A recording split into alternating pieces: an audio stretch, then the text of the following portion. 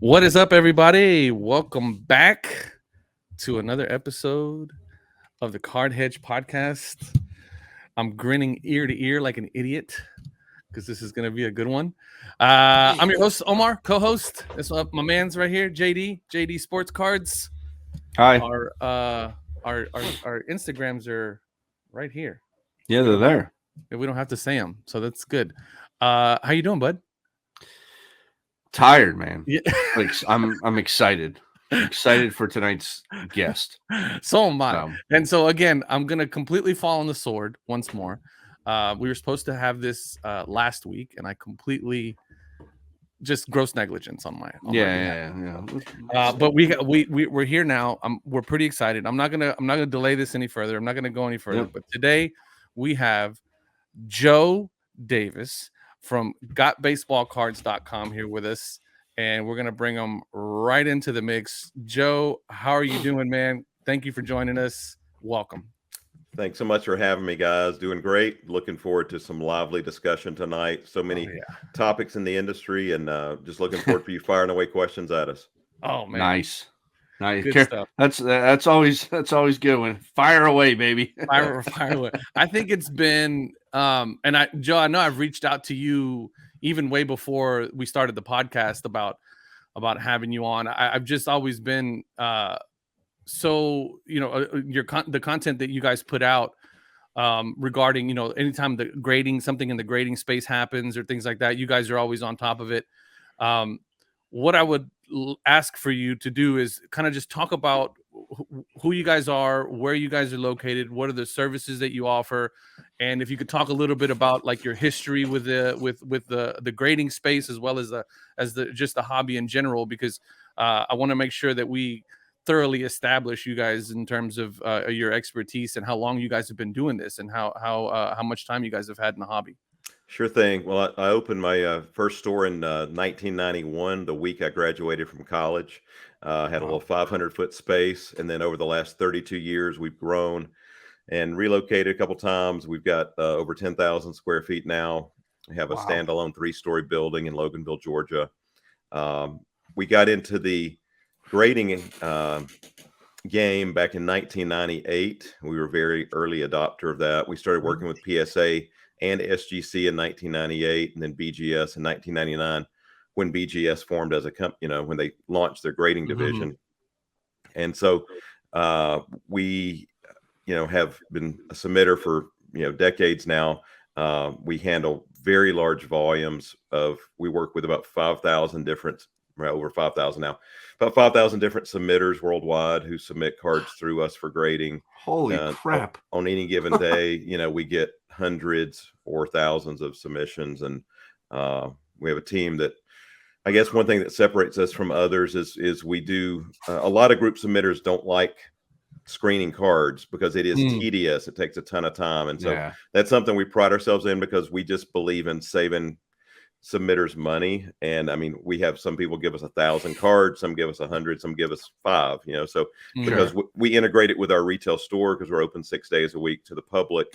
And so, we have people travel, we have people fly in from other countries and bring us cards to grade. We have people, drive long distances to see us. And so that's just one of the services we offer, but it's one thing we're very proud of, that we try to make a difference in the hobby by helping collectors.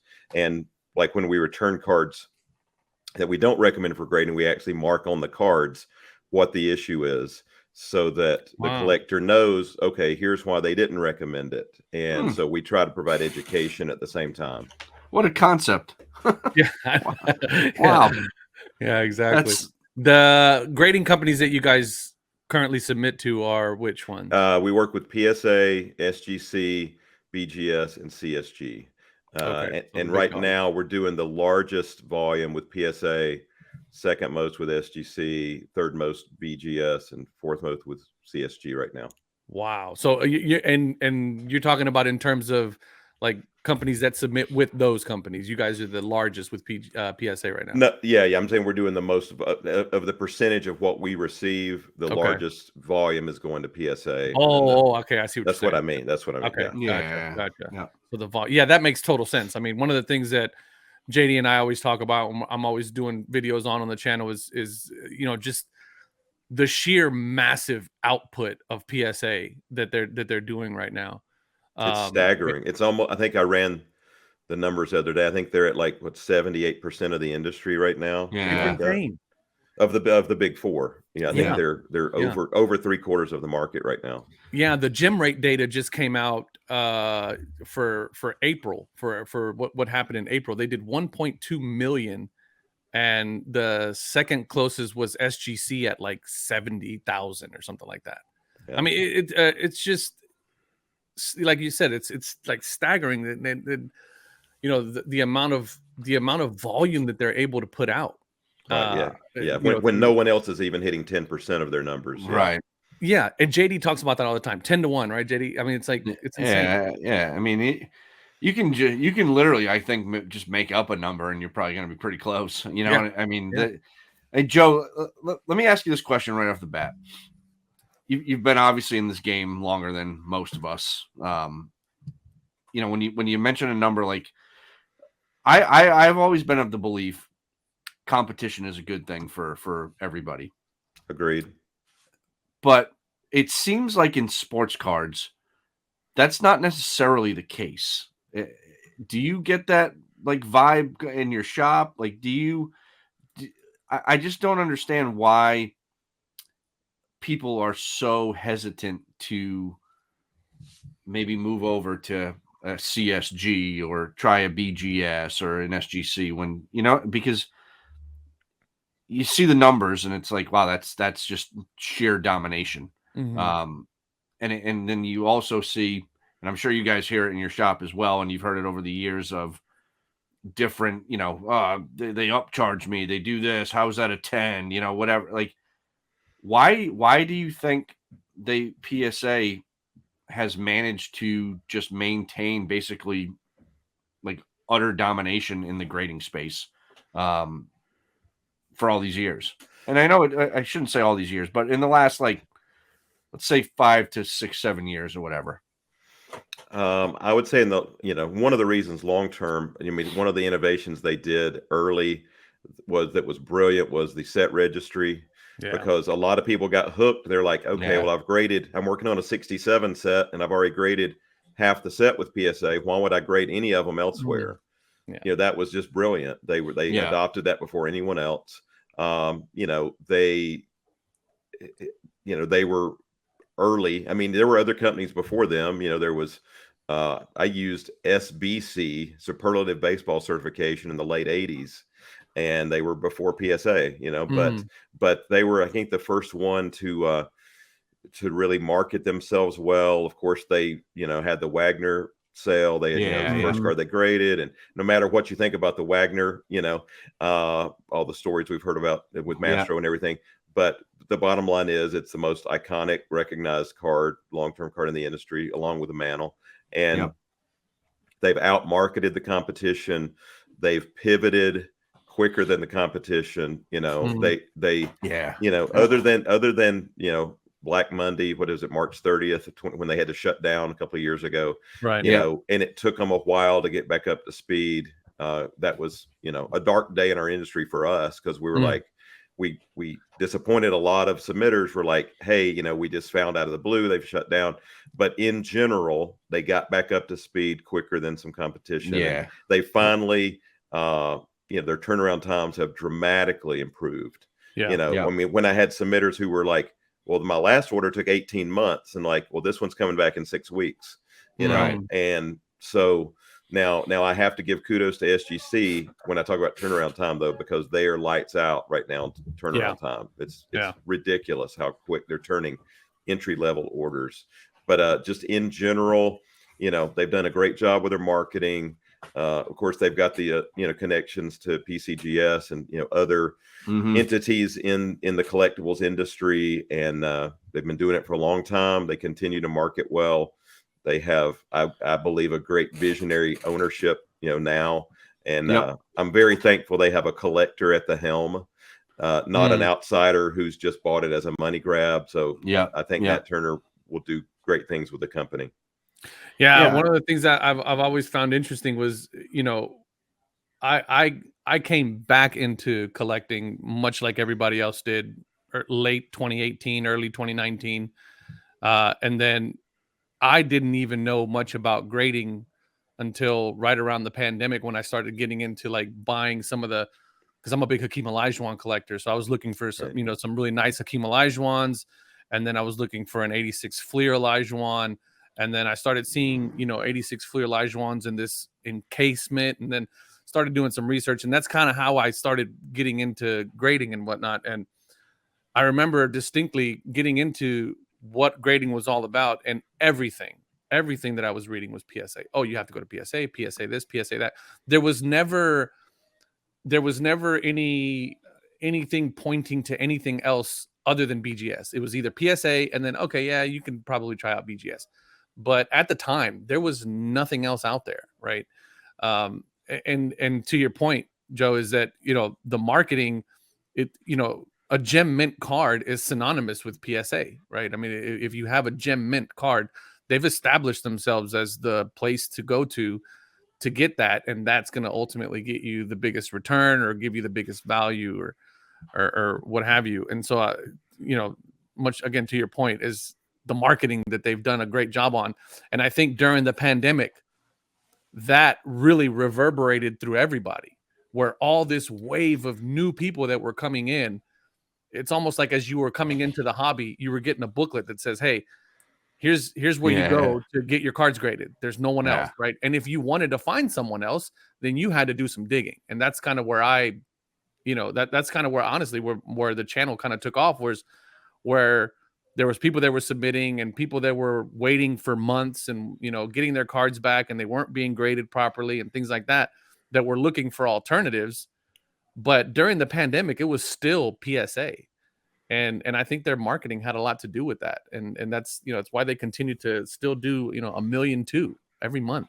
Yeah. I think one of the other things is that BGS has not pivoted to the 10-point gem mint scale. And I think that really hurt them. I mean, it continues to hurt them, because when you talk about the millions of new collectors who have come into the industry the last few years, they say, you're having to educate them. Well, this is a 10 and this is a 9.5. And really, this 9.5 is the same thing as this 10. Yeah. And they're like, well, why is it only a 9.5? And you have to give them a 5-minute presentation to get them to understand that gem mint is gem mint.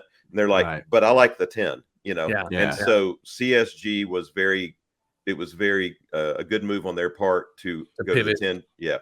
And so I think that's hurt BGS tremendously, because I remember the day when a BGS 9.5 was more sought after than a PSA 10. If you want a hilarious story, I was at the National years and years ago, had a submitter give me a Jordan PSA 10 rookie, and he said, will you please take it to BGS and see if it will cross over to be a BGS 9.5? Wow. And it did cross, and he was ecstatic. Like, Joe, thank you so much for crossing my Jordan PSA 10 into a BGS 9.5. Could you imagine that happening today? Yeah, no. I could not. But there was a time in the hobby where the BGS 9.5 brought a premium, and I still remember those days, but that's certainly not the case right now. How long ago? How long ago we talking about there, Joe? When that happened? Just off the top, wow. Obviously you won't know off the top, but we talking about 10 years ago, 15 years ago. It had to be close, at least 15. I'd say it was that 15. Story to me now, again, as a relatively new collector coming back into the space, that story is it just doesn't even make sense. Yeah, I think if I remember, it was probably closer to 20 years ago. It was probably like 02, 03, somewhere in there. Yeah, because I grew up on Beckett magazine. I grew up buying the Beckett. I did too. Yeah, and so for me, I would have thought for sure Beckett is, at one point I'm sure they were the juggernaut, right, when it comes to the grading. And I even heard some stories about how PSA originally started advertising in Beckett magazine. To advertising the grading services. So it's like there's some play there, right, going on where you had these two companies that were coming up, and now it's just night and day difference, right? And I think a lot of it, to your point, has to do with they didn't pivot, they didn't do very well. They tried to change their grading scale like a couple months ago, right? And that kind of blew up on them, and I wonder how that's going to happen. Joe, let me ask you this: with the amount of people that have now kind of come back into the hobby, and I say kind of, but I mean have come back, right? Yeah. I assume at your shop, if I walked in off the street with 50 cards, you guys would do like some type of consultation with me. If I said, hey, I'm interested in getting these cards graded, do you guys do you have a process of certain cards should go to certain companies, or how do you, is it just, or is it, do you let the customer choose, or do you know what I mean? Like, how do you guys recommend, hey, this card should go over CSG, this one should go to SGC, these should go to PSA, and do you have that, or is it just more of like customer wants everything here, that's what we're doing? No, we get asked that all the time, and that's one of the big things we offer. We have a lot of customers just say, I've got 50 cards, like to use your example, that I want graded. I don't know where to go with them. Can you help me out? Okay. So we'll get the cards in, then we look at different criteria. We ask them, how quickly do you want them back? Yep. Is your goal, are you just collecting these? Are you wanting quick resale? Do you want to turn it while this player's hot? Or are you going for the long term? And then it also varies with the condition of the card, because to be honest, let's take vintage to start with. If a guy has a bunch of low to mid-grade Hall of Famers from the 60s, which we see a lot of that, I'll tell him, I'm like, look, resale on SGC is not too far off on the lower to mid-grade scale, So I said, you can get them back a lot quicker. You're going to pay the same price point. You're going to get them back 2 months quicker. You'll have them ready to sell or to put in your collection right away. So for some people are like, yeah, that sounds good. I want to get them back quickly. And if the resale's not too far off of PSA, now if he comes in with, a Mantle collection and they're all 8 quality, I'm like, you need to maximize your resale. Let's go PSA, and you need to wait it out. Of course, on PSA 8 Mantles from the 60s, they're going to have to pay for a higher service level anyway, so they're going to get them back quicker anyway. But, there's certain things that, like BGS does the booklets that others don't do. There's certain things that only work certain places. And so, we have certain collectors who just love certain companies. I have guys who say, I love the SGC holder and they're going to be for my personal collection, so I don't care about resale right now. And then I have, guilty. Like exactly.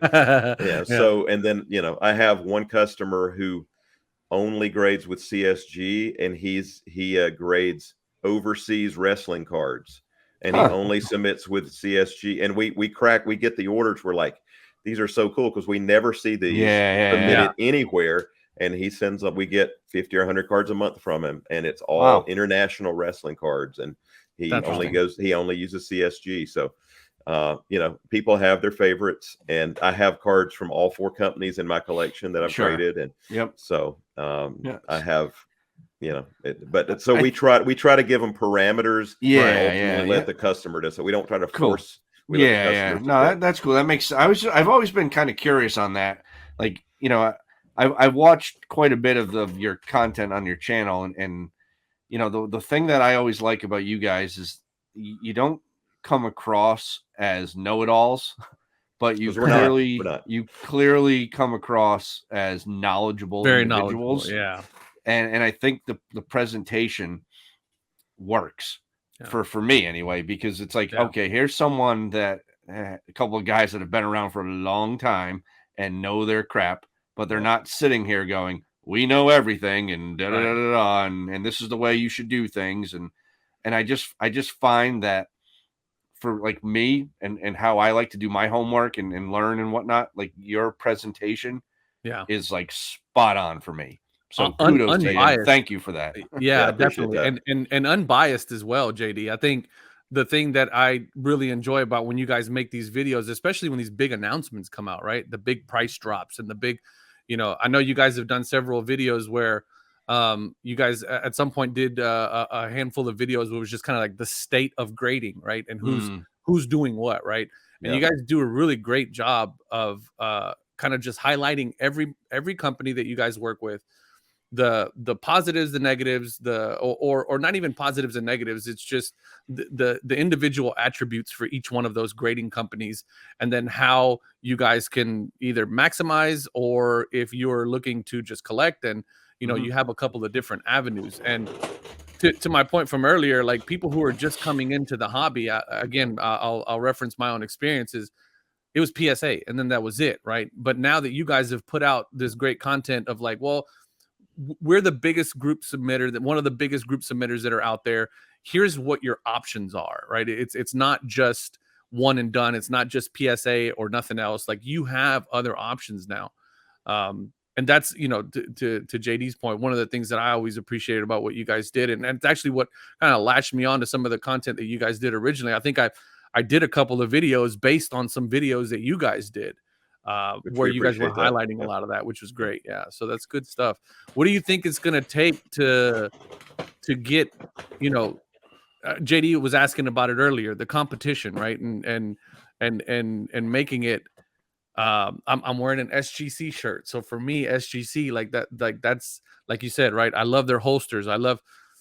But for some reason, and I always felt like SGC, in my opinion, and I'm speaking for myself here, in general and overall, they are the company that, in my opinion, offers the best all-around service, right? The turnaround times, I feel like they're the most consistent in grading. I feel like they're the most accurate with the grades.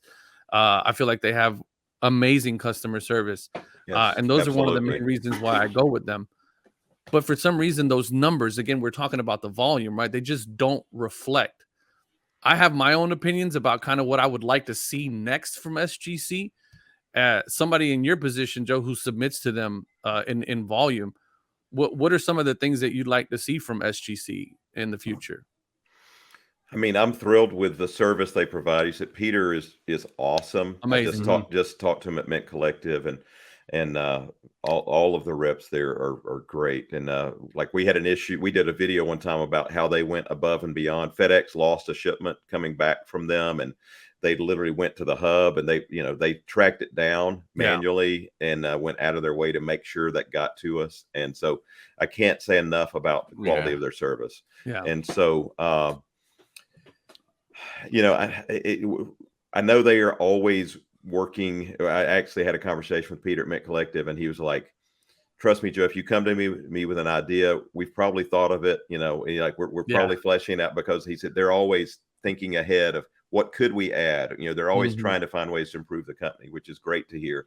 So I don't know what their next steps are. I go back to marketing. Try to get some big sales, try to get some of the big auction houses to grade some key cards in your whole. I mean, they did that with the Mantle last year. That was huge for them. That was massive. And so have a few more things like that happen, especially like if they could hit a few things like that on the modern market, because they're highly respected on the vintage side.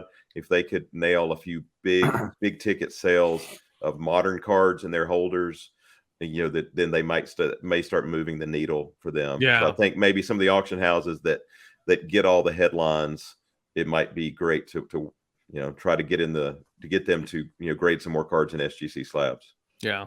If you look at some of the folks, there's a few folks I think it's that do some folks on YouTube that do kind of the review of all of the big dollar cards that just recently sold, right? And I mean, majority of those are either PSA or BGS. BGS just from a legacy standpoint, because they were graded like in the late 90s, early 2000s, and they're just in a BGS holster and a BGS slab. But very rarely do you see anything outside of those two. And you're probably right. I mean, a big card, a big Luka Doncic national treasure rookie sets let's face it, nothing's going to be setting any you're not setting any records this year. You're not setting any records right now, right? and that's probably a lot to do with it too, right? I mean, like, I don't think the market is in a good position at the moment to make any blockbuster sales. Yeah, the high end market's not there right now. Yeah. Right. Yeah, we've seen the records for the last couple of years, which is great, but they're probably going to stay set for a while. Yeah.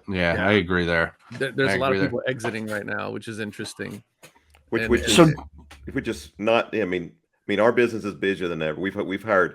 I've hired 5 new employees in the last 6 weeks. Wow. So our business we're just nonstop with different different things and avenues that we're exploring. But agreed, there's a lot of flippers who have left the market, which is fine, because they got in probably for the wrong, I wouldn't say the wrong reason. They have the right to come in to try to flip, make money. It's fine. But they got in because some of them got in for a quick cash grab and then they got out. But as I've said on multiple shows, I think the hobby's healthier. A lot of people say, oh, it's doom and gloom because so many prices have gone down. The hobby's healthier than it was 2 years ago because it's even though we've had some downturns on certain high-end things, especially, we're more stable than we were. You're not going to see the peaks and valleys. You'll see steady growth or you'll see steady decline on some stuff, but we're overall much healthier than we've been the last few years. I had a conversation yesterday with Ty. Sorry, JD. I had a conversation yesterday with Ty. He called me up and we were just having a chat, and he said, hey man, how are you feeling about what's kind of going on with the market right now? And I said, well, Ty, you got to remember, I'm a full on collector, right? And so for me, this is amazing, right? Because I'm now looking at Hakeem Olajuwon cards that were kind of out of the atmosphere for me that have now kind of come down a little bit. So for me, this is great. And his comment was, well, how do you feel about just the overall, state of the hobby and where we are? And I said, if anything, this influx of attention, but more importantly, this influx of institutional money that has come into the hobby is going to set up a much better foundation for the sustainability of the hobby, in my opinion. Yeah. But it's just interesting that that's kind of where we're at right now. Yeah. And even the boom that we all experienced in the last, starting with 2020, really, a lot of that's still being covered and still hitting. I mean, you look at King of Collectibles that just came out on Netflix. Right, exactly. I mean, that's going to do. It's a phenomenal series. I mean, I've known Ken forever, and so that's going to do wonders for the hobby of getting the collectibles and auctions and sports cards out there. And I was in a movie earlier when did it come out last year? Behind the Card, and it was in theaters and it was on. Now it's streaming and just stuff like that. So even though some of the events took place in the 2 years ago, some of that is still just filtering out into media content, and more people are learning about what did happen, and they're like, oh wow, that happened, maybe I'll jump in too. So everything doesn't happen in real time. So and that's one of the things I always say. It's like with us at Card Hedge, for example, there's a lot of companies out there right now that are just starting to get out of like beta phase or development phase and bring a product to market. Like people don't realize how difficult it is to get, all right, you can get investment, but then to turn those dollars into an actual product, it takes a little bit of time before you can come to market. And you're still seeing companies come out, which is great. It's a great sign, I think. Yeah. And I think overall, the value of cards are still higher than they were a couple years ago before the boom started. Yeah. So where they've settled at a higher place. And like you said, they're stable now. So that's great because it gives that should give people confidence. Like, hey, look, these things they're not $12 anymore. They're $200 and they've been consistently $200 now for a while. So, I mean, sure, things can still go down or up or sideways or whatever. But, I just think that I agree 150% that the hobby there's many, many, many more people involved than there were a couple years ago. Yep. And I think the people that are here to stay, and have kind of like myself, like reignited that passion that you had, even like for me 10, 12 years ago. But Joe, I wanted to ask you a question because this is, I like to talk about, I want to talk about your shop. Sure. 10,000 square feet. Walk us through it, right? Yeah. Like what's in there? Is it mainly vintage? Is it a mix of everything? What's going on at Gut Baseball Cards? Sure. I'll give you the walking tour verbally. So we have 3 floors. I'll start at the top. Our top floor, we have offices where we have dark rooms where we do screening of cards. We have our film studio up there. We have another room where we check in incoming shipments. So all of that is completely secure and away from the public. Sure. So we have multiple employees on the top floor, segmented from anything going on in the retail floor. Our main floor is split between retail and shipping mainly. The front end of the store is about 1,600 square feet, which has about, I don't know how many showcases now, 20-ish, 20 plus showcases. And then we've got, we have multiple walls of wax on one side. We have a lounge area in the middle with 2 couches and a fridge, and customers can just hang out, and a coffee table. They can sit down, open packs, and relax. Big screen TV in retail. A lot of supplies. A lot of we have 50-cent boxes, dollar boxes. We've got $10 graded boxes. Then we've got one thing we do different than a lot of stores is a lot of, and I visit shops when I travel. Sure. A lot of shops don't sell packs anymore. And I'm like, hey, I'm old school. I love to walk in. Like, we have a wall of dollar packs of old, whatever, 88 top, whatever, dollar packs. We've got, we have stuff in showcases of height. You can buy Bowman jumbo packs one at a time from us. You can buy Prism basketball and football one pack at a time from us. Yeah. But we also have, of course, tons of, boxes, as traditional stores would have. Sure. We have lots of memorabilia. We have autographed memorabilia. We have, we have 2 showcases of vintage comic books, because I love old comic. I don't deal in the new stuff, but I love Silver Age. We're a CGC dealer as well. So, vintage, and we try to, we try to give customers an experience. Yeah, you're showing, that's our lounge right there. There you go. Wow. Nice prep work. Right. That's the front door as you walk in. There you go. We a phrase I use, and I forgot who I heard it from, but I tell my coworkers, team members, that we want our customers, we want it to be experiential, not just transactional. Yeah. That customers don't just come there for a transaction. They want to have an experience. And so, like, I have a showcase of Heartland statues that I haven't sold one yet. We literally just put this, so we have a new vertical. We just added 8 new showcases in the last month. But I have a showcase of Heartland statues, and people appreciate them. They're like, wow, that's a Hank Aaron Heartland statue. That's, they don't come in the store saying, where's your Heartland statue section? But while they're there, they appreciate it. And I'm like, I can give them a little bit of history of the hobby when they look at here's a Babe Ruth, there's a Willie Mays with his So we focus on kind of giving them a museum feel experience, not just, here's the latest product, you want to buy it or not, Right. So we want the store to breathe. We want them could just come and hang out. We say we're the kind of the Cheers of the baseball card industry without the alcohol. So they can just come in. I like that. Hey Herb, or whoever, Yeah. Now, how are you? I'm not up to speed on my Georgia geography, but where are you in relation to Atlanta? About 30 minutes. 30 to 40 minutes east of Atlanta. Okay. Yeah. We're basically, if you take a main road out of Atlanta and you're headed to a Bulldogs game, we're about halfway. Yep.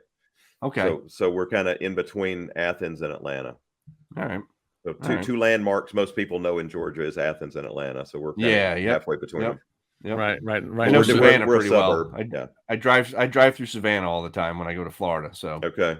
I know that part of the state well. Yeah, we're a ways from there. The boiled peanuts. Right. So boiled peanut. What is a?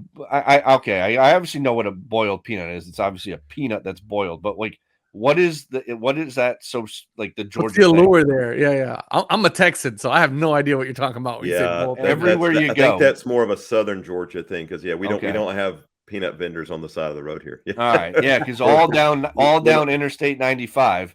Get your boiled peanuts. Get your boiled. Savannah's like 4 hours away from us. So yeah. Okay. We're a little different vibe here. I'm looking at the geography of everything. I'm going to be in Florida in July. I might Try to make my way up Now, off topic from cards, I gotta ask this: Are you a barbecue guy? It's not my favorite food, but I've got a buddy who every time we travel together for we're in a vocal group together and we travel, and he's like, "We got to hit a good barbecue place." I'm like, "Okay, all right, that's fine." Yeah. And so he knows all the barbecue stops across Georgia, so we find one. I buy my smoking chips from Georgia, Peachwood, all right, from Myron Mixon. I always right. it gives it a nice flavor on the old ribs, baby. Like, all right, it's good stuff. Good stuff. So you look like you make a mean rack of ribs. I do. I don't know why. I've known you for years, man, and it just now struck me. Yep. You look like you could cook up a mean set of ribs. Listen, there aren't many things I can guarantee in life, but that I will guarantee. But anyway, all right, cool. So all right, Joe. Like, let's pick your brain for a minute. I want to pick Joe the collector brain. Sure. What do you collect? What's your thing? Yeah. You see that big deep breath he took? It's hard to narrow it down. If you saw all the stuff just in we see it. That's I mean, I sparked the question. My son and I we collect a lot of stuff together. We awesome. We love iconic basketball guys, whether it's older, newer. Just the other week we were bidding in REA auction and bidding in Golden, and I bought I got outbid. I was bidding on a lot of old Larry Bird, Dr. J, Magic autographs, stuff like that. But so we buy up large quantities. This is part collecting, part investing. We buy up large quantities of Kobe, Michael, and LeBron. We probably own more LeBron rookie or box set cards than anybody on the planet. The phenomenal beginnings and the regular box set in the freshman season. We buy up large quantities of those, and they I tell people, like, look, it's still a LeBron rookie, right? But it's what you can buy a 10 for under $100. That's pretty cool to collect. Yeah, exactly. So but I love Pete Maravich. I've got some cool Pete Maravich stuff in my collection. I bought a signed Pistol Pete postcard at the National decades ago. A guy walks up and he goes, "Hey, I see you're from Atlanta. Would you like this Pete Maravich postcard? I'll take $50 for it."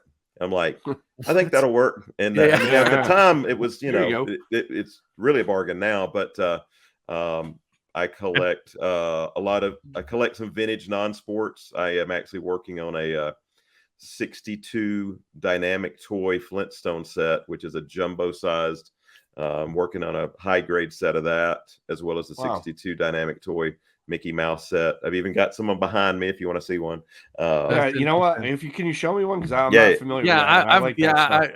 I would have never known what that even looks like.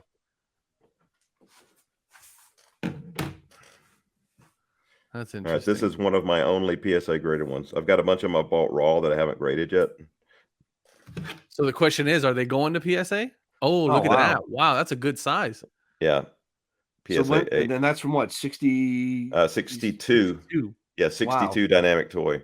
So I love Flintstones. I love Flintstones. I love I collect old Charlie Brown and Snoopy items and cards and comics. And so I have a bunch of vintage non-sports, and so a lot of I'm a true collector. There's a lot of stuff comes in the store. Probably my favorite card in my collection is a autographed Hank Aaron rookie I bought years ago in a collection, and I was like, yep, I'm buying this collection because I'm keeping that card. And then I actually got to have dinner with Hank about 2017, 2018. It was one of the tops transcendent dinners, and he was just so genuine. I got to have a one-of-one card of myself with Hank Aaron made, and it's really cool. That's pretty cool. Yeah, that's cool stuff. So I collect iconic guys from different sports, legendary guys. I don't get caught up in prospecting. I don't get caught up in the latest flash in the pan. I like guys who are established, and so whether I'm buying to collect or buying to invest, as far as sports cards go, it's the established legends. My son and I just bought a Dunkin' Go Nuts Kobe 9.5 Ooh. recently. Nice. I know you love those, Omar. You know, I love that. I just did the Whoa. highlight on that Yeah, set, man. One of the most awesome sets. Yeah. Yeah, And, I mean, for me, Houston Rockets fan, right? I mean, I got two guys in that parallel set, Scottie Pippen in a Houston Rockets uniform out of that set. I love that, man. So that's awesome. Yeah, that Dunkin' Donut. And then there's like a little bit of controversy behind that set because like I think they got sued, didn't they? Yeah. By Dunkin' Donuts, right? Yeah, they weren't allowed to do it again. Yeah, right. exactly. Yeah. And I'm still wanting Dunkin' Donuts. That's a Rhode Island staple, baby. Yeah, yeah. And I'm still wanting to buy a high grade That's Jam Kobe. You know. Oh yeah, that's another set, right? that I feel like is affordable because I love that set. So I love those late '90s Fleer inserts. Yep. Yeah, same. Yeah. I watch those things, man, and I'm like, every once in a while, like I'm a big Kevin Garnett collector, so like every once in a while, someone will slip up and post one for way too cheap on like one of the Facebook groups, and I'm like, yep, sold. And Omar will be like, dude, I was just gonna tag you in that, and I'm like, buddy. Don't worry, the radar is out there. Like, but like, I want to do more of that '90s stuff. That's really been. It's so much fun to do. Like I do a lot of videos on this channel that are like breaking news type things, state of the hobby type things and stuff like that to provide some just to provide some stuff for the audience, right? To provide some value is what I'm trying to say. But man, my favorite thing to do are those 90s insert sets or I'm going to start doing also player highlights. So like my next one that's coming up is going to be Jason Williams.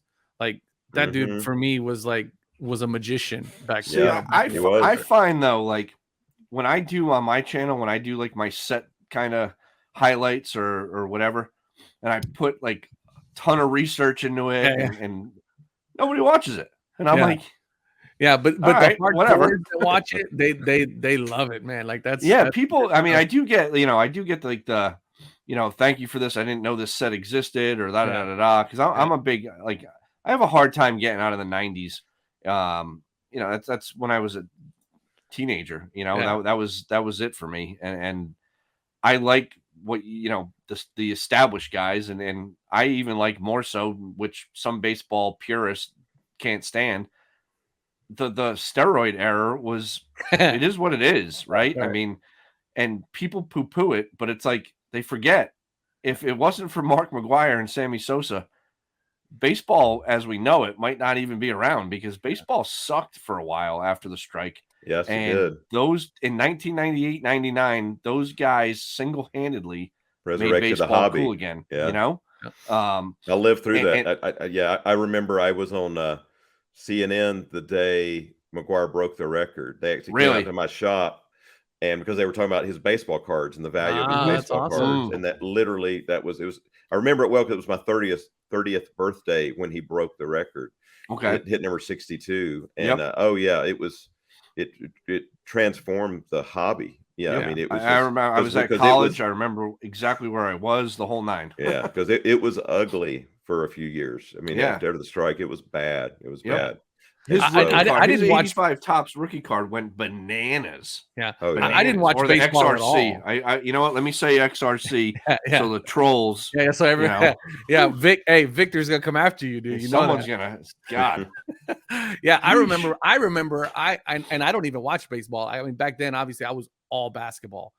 But even I remember the amount of coverage and the hype and just the amount of energy that was behind like that battle. It was Sosa versus McGwire. It was just it was bigger, almost bigger than baseball for that season. ESPN did a great documentary on the Long Gone Summer. I loved that. That was awesome. Reliving it. Yeah. Now, do you go to a lot of Braves games or? Unfortunately, no. I work way too much, and I hope to take my whole team out there, and the park is awesome here. Yeah, that's what I heard. It's great, but is that your team though? The Braves are your team? Yeah, absolutely. Yeah. All right, so take Hank Aaron off the table. Who's your favorite Braves player other than Hank Aaron? If you had to pick a guy. It's funny. I'm going to give you a throwback, and most are going to go, "Who's that?" When I was a kid, my hero was Jeff Burroughs.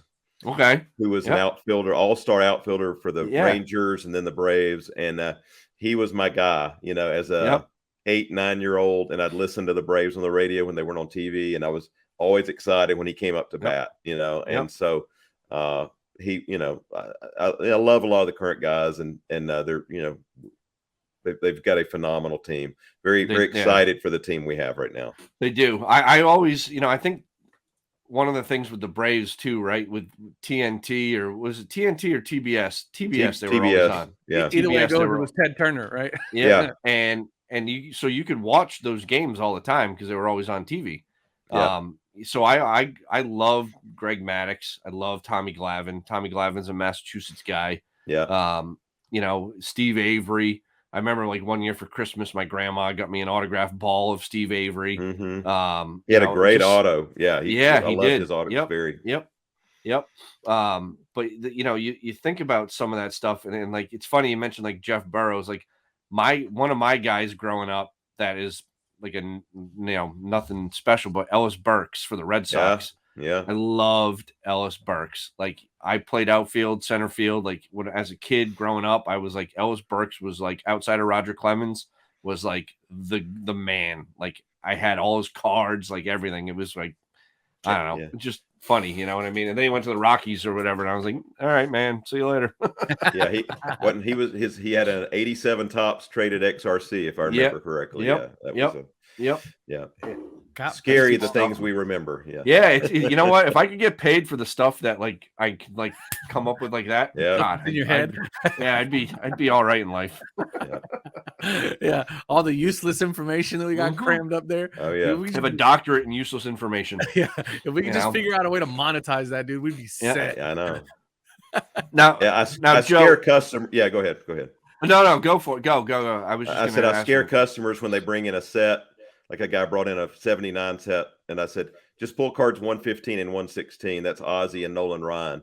He's like, do what? like trust me. Just go ahead. And he's like, let's do this. So just pull those two, because that's it. Like, that's the two biggest cards in the set. Yeah. So that's one I need to see. If you don't mind, I want to just go back to something you said earlier when we were talking about like what you collect and things like that. Yeah. Because you said a word that like sometimes I feel like people get like, oh, they said invest. In your opinion, you've been in this game longer than anybody I know. Do you do believe that sports cards are some type of investment? It depends on what you're talking about. I think it's risky if you're talking about buying up the latest gold parallel out of a 2023 product, and you're going to grade it and put it up. I think it's highly risky. I think if you're I mean, I don't mind sharing what we do. I mean, we buy up quantities of iconic names of cards that we think will grade well.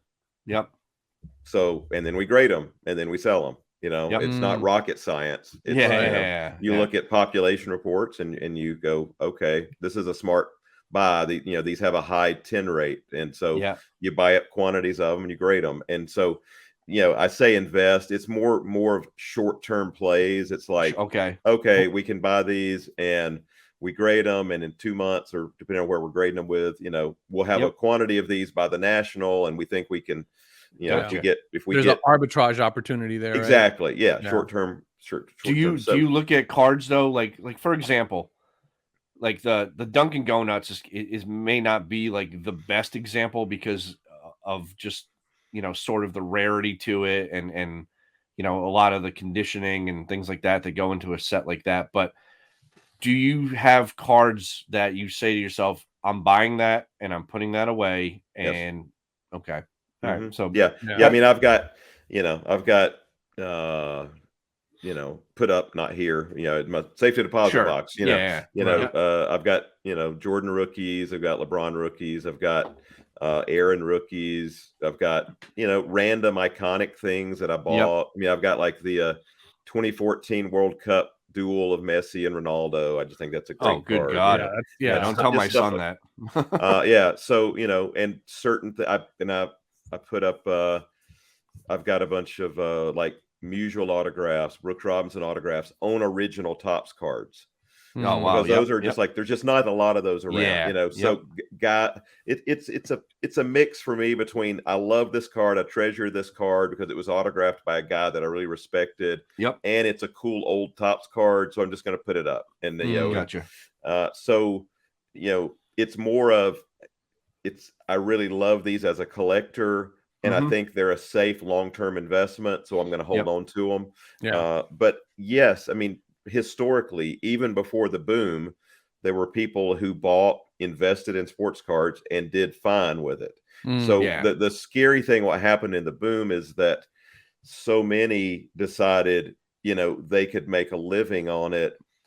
Inside of 3 months, they could buy and flip and buy and flip, and then things started softening, and then they started, some things crash, and it's like, oh my gosh, sports cards are a horrible investment. Like, no, they were never a horrible investment. The problem is that too many. You made a horrible investment. Too many. You know, and I say that no matter who the podcaster is or who the influencer is, it's Omar, I think you made a point in one of yours that it's still their opinion. No matter how much data backs up, you know, it's still an opinion. And we have to, I mean, I've seen people come up with videos and say, this guy cost me a fortune because I took his advice. Like, no, you cost yourself a fortune because you did it. Yeah. Right. And so, you know, you can't blame the person. You know, he didn't force his advice on you. He gave it. You chose to listen to it. He never said, I guarantee it's a not, you know, he didn't guarantee an investment. So, you know, some people have to take responsibility when they're quote investing. So my word is always, enjoy what you do, love the hobby. If it becomes a profitable investment, then it's a double victory for you. It's a cherry on top. Enjoy it. Exactly. No, I had that same conversation. Part of the conversation that I had with Ty was, you know, I was telling him, I feel more sorry for the people that came into the hobby with an idea of making some money and then got burned, maybe listened to the wrong people, got burned, and then that was their and then exited the hobby, and then that was their experience, and they missed out on the joy of the hobby, and they missed out on what could have potentially been like a really great thing, especially if they're like, for me, for example, I always reference the fact that yes, I love this hobby, I love basketball cards, but I love basketball first, right? Like I you know, there was a point in my life where I eat, slept, and breathed basketball. I love it, right? I love watching even now. And so that drives the love for my collecting of basketball cards and memorabilia. I mean, I have stadium pieces, I got jerseys, I got all kinds of stuff, right? And so you know, talking to Ty, I was telling him, you know, I really feel bad for the people who came into the hobby and could have potentially stayed here with some really good foundation of just genuine love, either for the sport that they love or for the player that they love, and could have really experienced this hobby in a more genuine space, as opposed to come in, make a quick buck, and you can make a quick buck and then stumbling upon maybe the love for it. But they never got to that point because they got burned and they had to exit. Yeah. And it's sad what they missed out on. And I think anything too, right, where you're trying to make a quick buck is always is potentially like it's not sustainable. It doesn't matter what it is, right? You're selling lawnmowers or you're selling baseball cards, right? If you're trying to get in and get out, it never usually works in your favor. You know, I don't know too many success stories of, I sold 55 lawnmowers and made 10 million last night, and then today I'm selling weed whacker. You know, like I don't know. I'm gonna swap it up and do something different. Yeah, but that's the point. Is that, you know, I've always felt, and you know, it's a really great question, JD, to ask, is like, are they really investments? Well, it depends what you consider an investment, right? I mean, are we talking about, you know, long-term, short-term? Are we talking about simply just parking some money in an asset that you can enjoy, right? You know, so there's like almost like different ways that you can do it. There's a lot of ways too, right? I mean, we all have kids. Joe, you talked about earlier, you and your son collect. My son is 6 and he's you know, got the Pokemon fever right now. But he knows he can pick out of a crowd Michael Jordan cards and Kevin Garnett cards. Sure. And we're you know, he's playing baseball. He's starting to figure out. I mean, he knows who Big Papi is and guys that he's not going to see play other than me watching YouTube and putting on, like, you know, the ESPN documentaries. But he's starting to get to that point where like that stuff that's an investment, right? It's an investment in a lot of different things. Father-son time, Right. you know, cards, talking about the game, whatever it is. You're investing in something there, right? Yeah. So when you hear investing, there's It's not just multiple, money. It's not just monetary. Right. Yeah. Yeah. Agreed. Yep. And I think Yeah. that gets like, unfortunately, sports cards and dollars have become like synonymous over the last It couple gets of years. blurred It's like a little bit. they Right? have Right. it's like, oh, if this card's not worth this, then it's not, you know, your cards suck, or I don't want your cards because they're in that slab or this or that. It's like, what? Yeah. Okay. Yeah. Buy the card, not you the know, slab. yeah, you know, but I don't know. All right, Joe, one last question, because I know Omar's got to hit the bricks here. Sure. Yeah. Um, Got a bit of a stop. Your thoughts on, if you had a crystal ball, next 5 years, what do you see in the hobby? Do you see further expansion? Do you see things getting, you know, kind of tight knit back to, you know, more people leaving? What do you see? You know, what is your thought in your head? You've been through it all. You know, part of this is hope, but part of it's also expectation. I think we're going to see steady, sustained growth. And part of that is the millions and millions of dollars Fanatics is going to be pouring into the industry to grow the pie. You know, I mean, you're going to see marketing and advertising. We've only seen a taste of it, like with the J-Rod commercials and stuff. Yep. You're going to see sports cards, you know, probably advertised on Monday Night Football. You're going to see, you know, think of stuff like that. You know, Yeah. I mean, that's an example, but you're going to see sports cards in the mainstream. There are, you know, when they put cards in lid stores, they put them in different retailers that have never carried them. That's exposing sports cards to the public in a way that's never been done before. And so I don't have a problem with that, because, you know, I say, you know, let them get their appetizer there, and then they come to a hobby store and get their main course. And so that's a great way to put it. I believe, I expect to see steady, sustained growth. I have never been in the hobby 32 years. You know, we've been through the highs and lows and the extreme highs during COVID and everything, but I've never been more excited to be a part of the hobby than I am right now. Cool. I'm gonna actually follow up that question with a follow-up question, and I know I'm the one that has the hard stop here, but I don't really care, because you mentioned Fanatics. You know, I oftentimes get ridiculed for my optimism with Fanatics, and while I do kind of see like this idea, because again, I'll bring up the concept of, you know, how competition is good ultimately for the consumer. Fanatics is positioning themselves in a really good spot where they pretty much have all of the licenses for all three of the big sports. But yet and still, I remain very optimistic about what they're going to do with the hobby, just based off a lot of things that have been said about what the plans are going to be.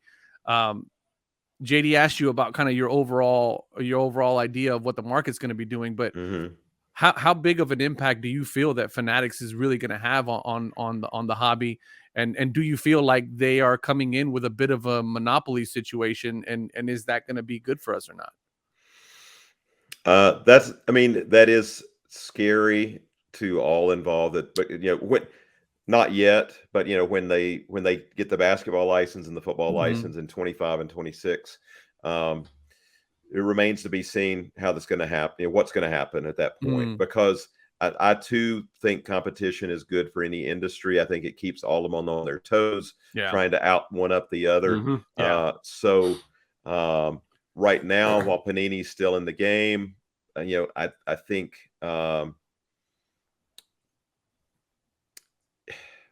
I'm torn, honestly. I think Fanatics could market basket. I mean, as a fan, I want to see Topps Chrome LeBron cards again. You know, I want to see Wembanyama rookie cards in Topps Chrome. But that's, you know, and of course, you know, it was reported that Topps is going to make basketball cards this year. Right. NBA basketball cards. NBA. So remains to be seen what happens with that, because we've heard nothing definite on it. So that's a long way in our hobby. 2 years is a long way away. Yes. Yeah. What could happen lot between can now and happen. then. Yeah. So I'm content with the state of things right now, with Panini still making the basketball and football and the WWE, so forth. Yep. But I'm excited that kind of gives Fanatics a couple of years to ramp up all of their marketing efforts, to build a cohesive plan of how they can market all of those sports to a wider audience. They're kind of, I look at it as they're testing the waters with what they're doing with baseball right now. Yep. And then they can take it, to a broader plan with all three sports in a couple of years.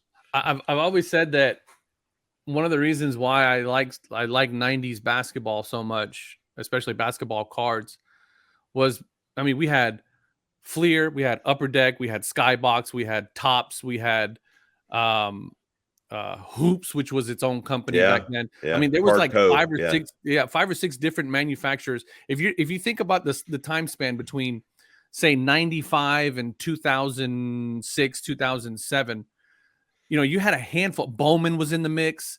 There was just so many, and if you really go back and look at that era of basketball cards, what one was doing to try to up the next one. Yeah, right? The innovation was crazy. Yeah, the innovation was nuts. The foils, doing the die cuts, the die cuts, crazy. Right. Yeah. One of the reasons why Dunkin' Go Nuts was so crazy is because they were acetate cards. Like this, what is this? This is nuts, right? So it's like one after the other. And that's probably the one thing that I would say hopefully Fanatics obviously drives things forward, right? But that type of competitive nature between businesses is what I feel like really drove some of the most iconic cards that we look at. Mm-hmm. Yeah. And agreed. I'm afraid that we're going to miss that, with Fanatics obviously taking, the big chunk of the pie. Right. But of course they've already taken, that's yet to be seen. Yeah. They've already taken, as we know, I think it was 13% of Panini's employees at one point. I don't know how many now, but they've taken a lot of.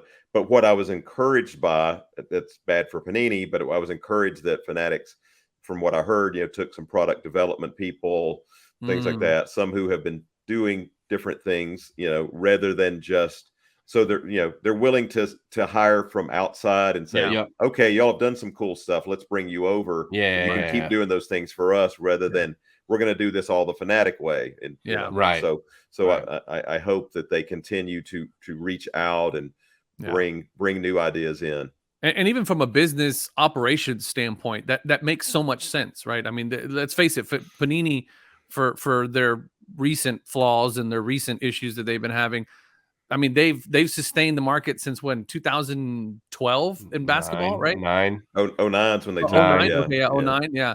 They've been and they've done a relatively decent job, right? Of maintaining the carrying that mantle. Oh, right? They've grown it dramatically. I should say the basketball market has grown tremendously under their leadership in the absolutely. And so it would only make sense for Fanatics to try to fold in some of those people into the Fanatics way, and then also have some kind of hybrid approach to that as well. But we'll see. Cool. Well, Joe, man, listen, JD and I have been talking about this for months. I've been talking about bringing you on for years. We really, really appreciate your time, and we really appreciate everything that you do for the hobby, your insights, the content that you guys are creating on your channel. I'm going to link everything below, guys, because everything that these guys are doing, completely unbiased information, really keeping everybody informed on what's going on with the grading situations. And oftentimes I find myself going there for information and references. So Joe, again, very, very grateful for you you've been very generous with your time. We really appreciate it. Sure thing. Appreciate you having me on. Thank you, Joe. If anything else pops up from a grading controversy standpoint, we'll definitely be in touch. Oh yeah, be happy to come back anytime. Yeah, we'd definitely love to have you come back and spend a little bit more time, maybe talking different sets and oddballs and things like that. I really get into that stuff, so I think that would be next time we have you back, we'll do that. Yeah, definitely. All right, that'd be sounds cool. Great. That'd be cool. All right, thanks a lot, everybody, for listening. We really appreciate it. JD, you got any parting words, buddy? Nope. I don't. Not tonight. Keep it real in the streets. Yeah, keep it real in the streets as always. Thank you guys for watching. We really appreciate y'all. All the links are going to be in the description for all of Joe's stuff. Please check them out. Subscribe to the channel. What's the channel, Joe? It's gotbaseballcards.com, right? Yeah, that's our website, and our YouTube channel is just under Got Baseball Cards. Instagram's Got Baseball Cards. Yep. Yeah. Perfect. We'll link everything down in the description. Again, thank you guys for listening. Joe, again, thank you for your time. We appreciate it. Love you guys. Peace.